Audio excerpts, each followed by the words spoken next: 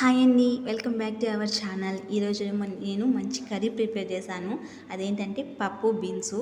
అంటే నార్మల్గా సాంబార్ అందరూ చేసుకుంటారు, కానీ ఇదేంటంటే ఎగురు టైపు, అంటే గ్రేవీలా ఉంటుంది. దీని ప్రాసెస్ చూద్దాం ఒకసారి, తప్పకుండా ట్రై చేయండి. ఇలా పప్పు కడిగి పెట్టేసుకొని, బీన్స్ అంటే ఇంత ముక్కలే కట్ చేసుకోండి కంపల్సరీగా, అప్పుడు బాగుంటుంది. అలాగే కొంచెం సాల్టు, అలాగే పసుపు వేసేసుకొని తగినన్ని వాటర్, ఎక్కువ వాటర్ వద్దండి, మళ్ళీ వాటర్ ఎక్కువ అయిపోతే బాగోదు, ఇగురు కాబట్టి ఆ వాటర్ దానికి సరిపోయేలాగా వాటర్ వేసుకోండి. ఇప్పుడు మూత పెట్టేసుకొని 3 విజిల్స్ వద్దు, కంపల్సరీ 2 విజిల్స్ అయితే సరిపోతుంది. అంటే మరీ పప్పు ఎక్కువ ఉడకకుండా అంతా కొంచెం పగిలినట్టు అనిపిస్తే సరిపోతుంది. ఇప్పుడు దాన్ని పోపు పెట్టుకుందాం.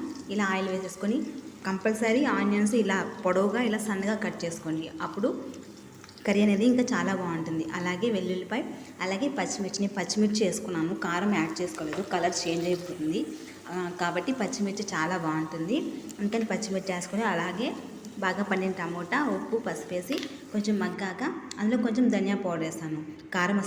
కారం అస్సలు యాడ్ చేయలేదు, మీరు కారం అంటే యాడ్ చేసుకోండి. ఇప్పుడు ఫైనల్గా మన కర్రీ అనేది ప్రిపేర్ అయిపోయింది. లాస్ట్లో కరివేపాకు, కొత్తిమీర వేసుకొని తింటే, వేడి వేడి అన్నంలో తింటే చాలా అంటే చాలా టేస్టీగా ఉంటుంది. నిజంగా చూడండి, కర్రీ అనేది నిజంగా చెప్పాలంటే చాలా టేస్టీగా ఉంటుందండి. ఒకసారి వేడివేడి అన్నంలో తిని చూడండి, అప్పుడు మీకే తెలుస్తుంది నేను చెప్పింది నిజమని చెప్పేసి. ఇలాంటి వీడియోస్ కోసం మన ఛానల్ని సబ్స్క్రైబ్ చేసుకోండి. థ్యాంక్ యూ అండి, థ్యాంక్స్ ఫర్ వాచింగ్.